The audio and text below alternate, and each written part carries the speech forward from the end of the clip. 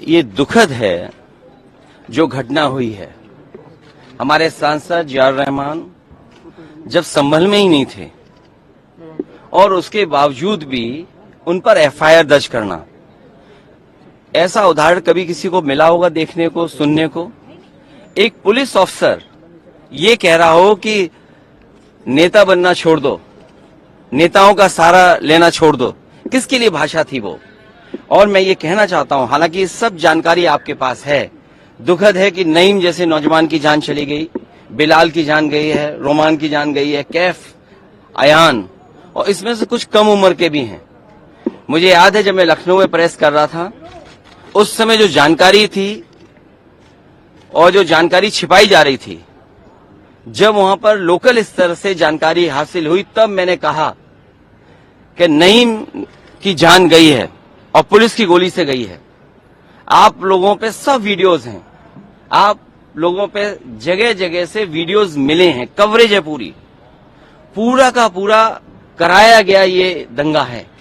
और किसने कराया? सरकार ने कराया, क्योंकि सरकार जो बेईमानी कर रही थी, सरकार जिसने वोट लूटा, सरकार ने जिसने मशीन पर ईवीएम की बटन बार बार पुलिस से दबाई, प्राइवेट ड्रेस में पुलिस लगाई, उस चुनाव में इनकी धांधली, इनकी चोरी न पकड़ी है, इसलिए जानबूझ करके संभल में घटना कराई है। और मैं पढ़ना चाहता हूं, संभल की शाही जामा मस्जिद के खिलाफ 19/11/2024 को सिविल जज चंदौसी संभल में एक याचिका डाली गई। कोर्ट ने दूसरे पक्ष की सुने बगैर उसी दिन 19/11/2024 को सर्वे के आदेश दे दिए। ताज्जुब तो इस बात का है कि ऑर्डर मिलने के बाद ही संभल के जिलाधिकारी, संभल के पुलिस अधीक्षक आदेश को पढ़े बगैर 2 घंटे बाद ही सर्वे के लिए पुलिस बल के साथ शाही जामा मस्जिद पहुंच गए। जामा मस्जिद की कमेटी, जनप्रतिनिधि, उलेमा इकराम, सभी अधिवक्ताओं ने सहयोग दिया। जिस समय पहली बार सर्वे हुआ है और कोर्ट के आदेश के बाद पूरा का पूरा सहयोग, जो भी वहां जिम्मेदार लोग थे, जो भी जिम्मेदार वहां पर मौके पे थे, सबने सहयोग किया। जिलाधिकारी संभल और पुलिस अधीक्षक संभल ने 2.5 घंटे सर्वे के बाद कहा, अब सर्वे पूरा हो चुका है और अब रिपोर्ट कोर्ट को भेज दी जाएगी। दिनांक 22/11/2024 फ्राइडे को जुम्मे की नमाज के लिए लोग नमाज अदा करने के लिए जामा मस्जिद पहुंचे, लेकिन पुलिस प्रशासन ने बैरिकेडिंग लगा दी ताकि लोग नमाज न पढ़ सकें। उसके बाद भी लोगों ने संयम बरता, नमाज अदा की और किसी प्रकार का विरोध प्रदर्शन नहीं हुआ, किसी तरह की विरोध नहीं हुआ। 29 तारीख को कोर्ट की अगली तारीख तय थी। शाही जामा मस्जिद की कमेटी और मुस्लिम समाज के सभी लोग कोर्ट के केस की पैरवी के लिए तैयारी कर रहे थे, परंतु दिनांक 23 तारीख को रात पुलिस प्रशासन द्वारा कहा गया कि 24 तारीख को यानी अगले दिन सुबह को दोबारा सर्वे किया जाएगा। आखिरकार पहले एक बार सर्वे हो गया। ये आदेश पुलिस प्रशासन को किसने दिया कि दोबारा सर्वे आपका होगा, जब पहले सर्वे में सब लोगों ने सहयोग मदद की, पूरा सर्वे हुआ, किसी को आपत्ति नहीं थी सर्वे पर, लेकिन जानबूझ करके आगे शाही जामा मस्जिद की कमेटी और अधिवक्ता ने कहा कि एक सर्वे तो मुकम्मल हो चुका है, अब दूसरे सर्वे की क्या आवश्यकता है। कोर्ट के आदेश का हमने पालन कर दिया, अगर दूसरा सर्वे करना है तो दोबारा आदेश करवाएं, कोर्ट के आदेश के बाद हम दोबारा सर्वे करा देंगे। लेकिन जिलाधिकारी संभल और पुलिस अधीक्षक संभल ने कोई सुनवाई नहीं की और तानाशाही दिखाते हुए और सुबह के वक्त से पहले शाही जामा मस्जिद आ गए। शाही जामा मस्जिद कमेटी और मुस्लिम समाज के लोगों ने फिर भी धैर्य रखा और दोबारा सर्वे के लिए अंदर ले गए। सर्वे के दौरान करीब 1.5 घंटा बाद जब जनता को सूचना मिली तो वो इकट्ठा होना शुरू हो गए। लोगों ने सर्वे का कारण जानना चाहा तो सर्कल ऑफिसर ने उनके साथ गाली गलौज की और लाठीचार्ज करवा दिया, बुरी तरह से जख्मी कर दिया। इसका विरोध करते हुए चंद लोगों ने पत्थर चलाए, जिसके बदले में पुलिस, सिपाही से लेकर अधिकारी तक ने अपने सरकारी और प्राइवेट हथियारों से गोलियां चलाई, जिसकी वीडियो रिकॉर्डिंग है, जिसके एवज में दर्जन लोग गोलियों से घायल हो गए। 5 मासूमों जो कि अपने घर से सामान लेने के लिए निकले थे, उनकी मृत्यु हो गई। संभल का माहौल बिगाड़ने में याचिका दायर करने वाले लोगों के साथ पुलिस और प्रशासन के लोग जिम्मेदार हैं। इनको निलंबित किया जाना चाहिए और हत्या का मुकदमा चलाया जाना चाहिए, जिससे कि लोगों को इंसाफ मिल सके और आने वाले समय में कोई इस प्रकार के संविधान के खिलाफ गैर कानूनी घटना को अंजाम न दे जा सके। और बीजेपी के लोग ये कह रहे हैं कि संभल को बांग्लादेश बनाना चाह रहे हैं। देखिए, अगर आप बीजेपी की बात मानोगे तो गड्ढे में गिरोगे, जाके बीजेपी की बात मानोगे तो खाई में गिरोगे। बीजेपी वालों से पूछिए, क्या चुनाव कराया था आपने उत्तर प्रदेश में? कोई ऐसा मुसलमान भाई नहीं था जिसको इन्होंने रोका ना हो। लाठी से, बंदूकों से गाली गलौज की इन्होंने।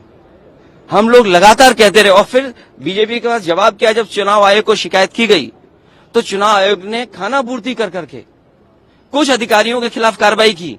क्या ये बता सकते हैं क्यों कार्रवाई हुई थी उनके ऊपर? क्या वोट रोकने का अधिकार था? क्योंकि वोट लूटने पे चर्चा न हो।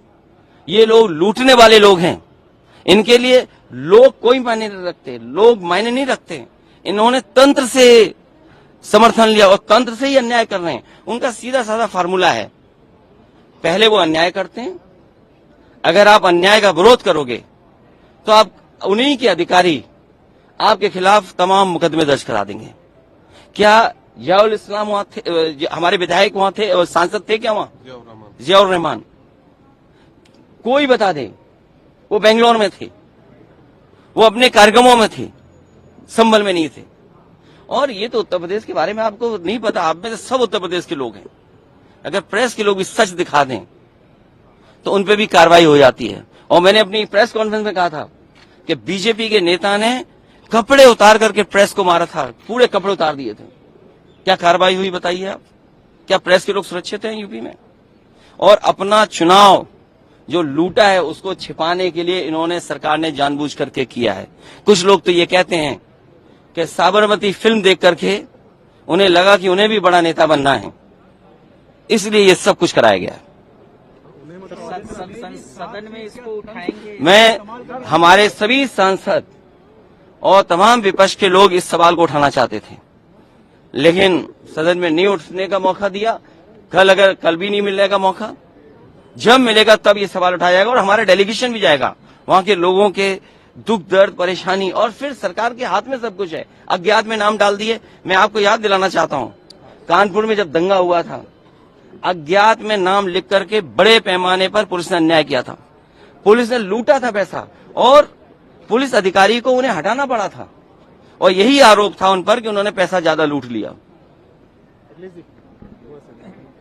अब बोल दिया, इसके बाद क्या बोलेंगे? लोगों ने वोट नहीं डाला, तंत्र से ही उन्होंने वोट डाल दिया और तंत्र से ही रिकॉर्ड बना करके जीत हासिल कर ली। आज आप लोग इस मामले को लेकर आदित्यनाथ जी की तरफ इशारा है आपका? साबरमती सरकार करा रही है। और आपको बहराइच का नहीं पता, उन्हीं के विधायक ने बीजेपी के अपने कैडर के ऊपर एफआईआर लगाई, और एफआईआर में देखिए धाराएं क्या लगी हैं। जब बीजेपी का विधायक कह रहा है, बीजेपी के कार्यकर्ता नेताओं पे आरोप लगा रहा, और बाकायदा पीस कमेटियां बनती हैं, बाकायदा चीजें बातचीत से हल होती हैं। क्या जिलाधिकारी कप्तान ने कोई बातचीत की? जब उसका पक्ष तैयार था सर्वे के लिए, सर्वे आप कर लीजिए, आप रिपोर्ट लगा दीजिए। आप किसी की बात ही नहीं सुनना चाहते कोर्ट में, आप अपनी मनमानी करना चाहते हैं। तो आखिरकार कौन निर्देश दे रहा है मनमानी के लिए? आखिरकार कहां ऐसी ताकत है जिसके आगे सब झुक रहे हैं और अन्याय कर रहे हैं? ये लगातार अन्याय उत्तर प्रदेश में हो रहा है। ये इसलिए हो रहा है क्योंकि अपनी नाकामी छिपाना चाहते हैं और सबसे ज्यादा कमजोर जो लोग हैं उनकी तरफ ही जाना चाहते हैं। धन्यवाद। इसी तो उन पे एफआईआर दर्ज क्यों हो गई या उनका नाम क्यों डाल दिया गया? मैं इसी संबंध में मिला हूं, और अज्ञात में हजारों नाम डाल दिए। इसलिए डालेंगे दबाव बना लें। और पुलिस तो जानते हो कैसे काम करती है यूपी की।